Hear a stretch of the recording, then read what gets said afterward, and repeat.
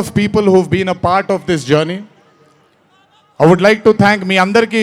నేను ప్రతిసారి ఫ్లైట్లో వెళ్ళినప్పుడల్లా ఒక గుండు అతను కనిపిస్తుండేవాడు. ఆయన పేరు రాజా ముఖర్జీ. ఆయన ఎవరో కాదు, రాణి ముఖర్జీ గారి అన్న.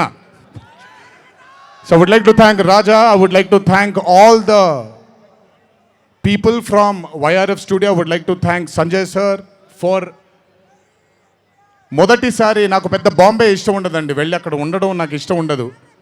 అలాంటిది 70 బ్రదర్ వెళ్ళిపోనా నేనేమన్నాను, మాట్లాడేప్పుడు సైలెన్స్గా ఉండండి. నాకు ఒక్క సెకండ్ పట్టుద్ది, మైక్ విచ్చి వెళ్ళిపోతాను నేను. ఓకే, మాట్లాడినా తట్టుకోండి కాసేపు.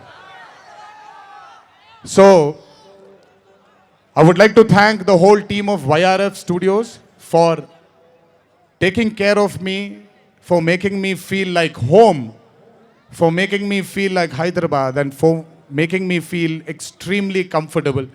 Thank you so much to the whole team of Yashraj Films for giving me that liberty and taking care of me and for caressing all the love. Thank you once again.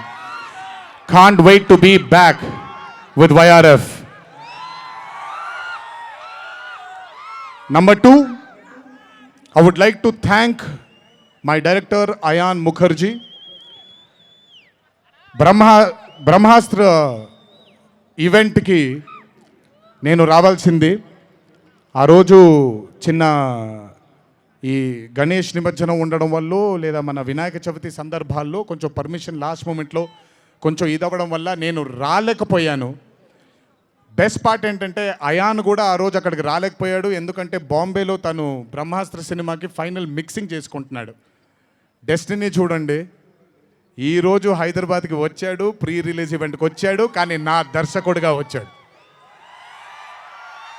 ఇంతకంటే beautiful story ఉండదు. And I'm telling you today,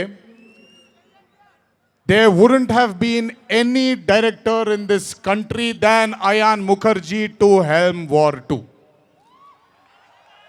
రేపు 14వ తారీఖు మీరు cinema చూసిన తర్వాత మీకు అర్థమవుతుంది. Ayan Mukherjee was the only option